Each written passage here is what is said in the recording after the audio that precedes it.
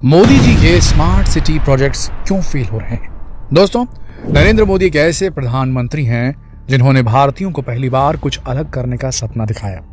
ऐसा कुछ जो भारतीयों ने केवल विदेशों और विकसित देशों के बारे में ही सुना था, जैसे बढ़िया सड़कें, CCTV cameras, digital governance, bullet train, 24 घंटे की बिजली, व्यापार के नए नए मॉडल, आत्मनिर्भर भारत, स्वच्छ भारत, हर किसी के लिए शौचालय और भी बहुत कुछ। मतलब उनसे पहले जो नेता आए, प्रधानमंत्री आए, उनके वादों को थोड़ा और डिफाइन करते हुए, उसमें कुछ और एडिशन करते हुए उन्हें एक नाम और एक प्रोजेक्ट की शक्ल दे दी गई थी। इन सब चीजों के लिए, इन सपनों के लिए जो नाम जनता के सामने रखा गया था वो था स्मार्ट सिटी। लेकिन आज स्मार्ट सिटी प्रोजेक्ट शुरू होने के 7 साल बाद ज्यादातर लोगों का मानना है कि स्मार्ट सिटी का सपना, ये प्रोजेक्ट फेल हो गया है, इसे ठीक से मेंटेन नहीं किया गया। तो दोस्तों, क्या सच में स्मार्ट सिटी प्रोजेक्ट्स फेल हो गए या थोड़ा बहुत सीढ़ियां चढ़ पाया है सपना? अगर फेल हुआ तो क्यों हुआ? अगर सफल हुआ तो कहां तक हुआ? ऐसे कौन से चैलेंजेस थे जो गवर्नमेंट ने नजरअंदाज कर दिए और जिनके लिए अभी गवर्नमेंट को योजना बनानी चाहिए? इन सब बातों पर आज इस वीडियो में हम चर्चा करने वाले हैं कि क्या मोदी जी के स्मार्ट सिटी वाले प्रोजेक्ट फेल हो चुके हैं?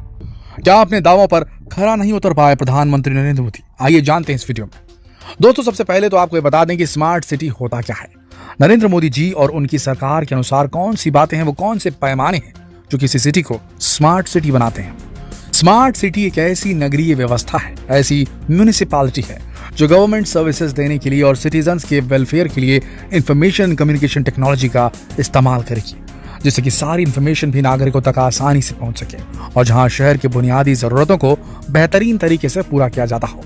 इसकी रणनीति भी तय की गई थी।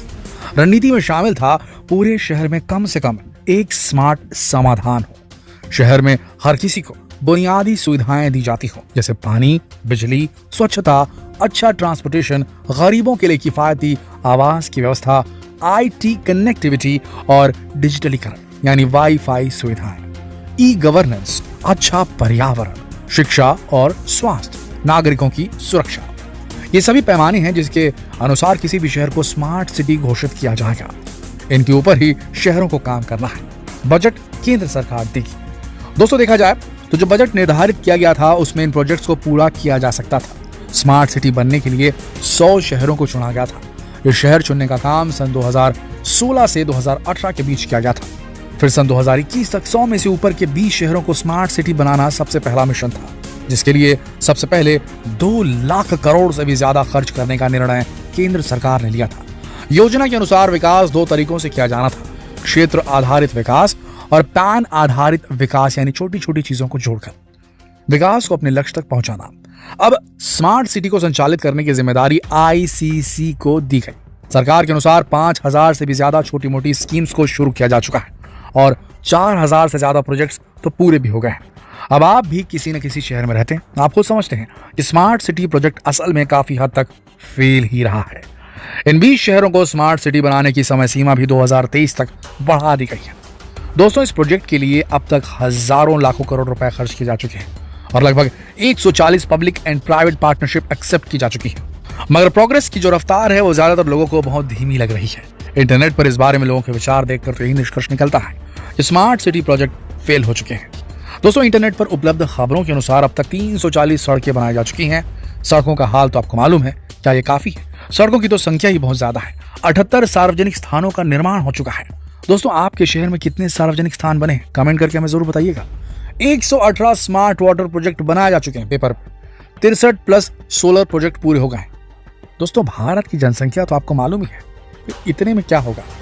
इंटरनेट पर उपलब्ध जानकारी के अनुसार, कुछ आंकड़ों के अनुसार 2030 तक 7 ऐसे महानगर हो जाएंगे जहां की जनसंख्या 1 करोड़ से भी ऊपर हो जाएगी। अब आप बताइए कि जनसंख्या के हिसाब से कितना विकास हुआ है, कहां तक पहुंचा है स्मार्ट सिटी प्रोजेक्ट।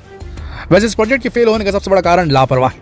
इस मामले में लापरवाही बहुत बढ़ती गई। समय सीमा का ध्यान बिल्कुल भी नहीं रखा गया। बहुत सारे छोटे छोटे प्रोजेक्ट्स एक साथ शुरू कर दिए गए, लेकिन ना उनकी प्रोग्रेस पर ध्यान दिया गया और ना ही कोई सख्ती बरती गई। हाँ, कुछ राज्यों के मुख्यमंत्री ऐसे हैं जिन्होंने कुछ समय तक सख्त रवैया अपनाया, मगर प्रोजेक्ट की जरूरत उससे कहीं ज्यादा थी। सबसे बड़े चैलेंजेस को केंद्र सरकार ने नजरअंदाज किया सबसे पहले आए पॉलिटिकल चैलेंजेस। शुरुआत में कुछ राज्यों ने अपने आपसी मतभेद की वजह से स्मार्ट सिटी प्रोजेक्ट से खुद को पीछे हटा लिया, जैसे पश्चिम बंगाल, महाराष्ट्र ने बाद में इसमें भागीदारी की, मगर पश्चिम बंगाल आज भी इस प्रोजेक्ट का हिस्सा नहीं है। केंद्र सरकार चाहती तो कुछ न कुछ तरकीब लगाकर सबसे पहले अपने आपसी मतभेद मिटाती, ताकि भविष्य में भी इस प्रोजेक्ट में कोई दिक्कत ना आए। दूसरी दिक्कत या कहें कि दूसरा कारण रहा डेटा सिक्योरिटी। केंद्र सरकार ने डेटा सिक्योरिटी पर नागरिकों से संबंधित डेटा पर कोई सुरक्षा प्रबंध ठीक से नहीं किया। बात की जा रही थी डिजिटल इंडिया की, सब सर्विसेज डिजिटल कर देने की, लेकिन जब डेटा ही सुरक्षित नहीं है तो डिजिटल इंडिया की बात भी करना क्या सही है? ग्रामीण सेक्टर को काफी हद तक इग्नोर कर देना भी सरकार की बड़ी गलती साबित हुआ। शहरीकरण तो ठीक है, मगर जिन गांवों को विकास की जरूरत है उनके लिए बस कुछ स्कीम्स ही निकाली गई और इसके बाद दोबारा ये चेक भी नहीं किया गया कि ठीक से काम हो भी रहा है या नहीं, कहीं मदद पहुंची भी है या नहीं। और हमारे देश में सबसे बड़ी समस्या है ग्रामीणों को शहरीकरण के लिए इन्फ्लुएंस करना, जिसके लिए कोई खास कदम नहीं उठाया गया। बस कुछ वादे किए गए लेकिन उन्हें पूरा कभी नहीं किया गया, जैसे शिक्षा का वादा, स्वास्थ्य का वादा और सबसे बड़ा वादा स्वच्छता का। एक सबसे बड़ा कारण स्मार्ट सिटी प्रोजेक्ट फेल होने का यह भी माना जा सकता है कि एनवायरनमेंट को लेकर सरकार ने खासी लापरवाही दिखाई। सरकार ने पर्यावरण के लिए ग्रीन हाइड्रोजन, सोलर एनर्जी और इथेनॉल आदि प्रोजेक्ट शुरू किए, लेकिन ये सभी लॉन्ग टर्म प्रोजेक्ट्स हैं। उससे पहले शॉर्ट टर्म में कुछ नतीजे तो लोगों के सामने रखने चाहिए थे ना, नहीं रखे गए। ना ही रोजगार का वादा पूरा किया गया, ना ही कृषि संबंधित कोई काम किया गया।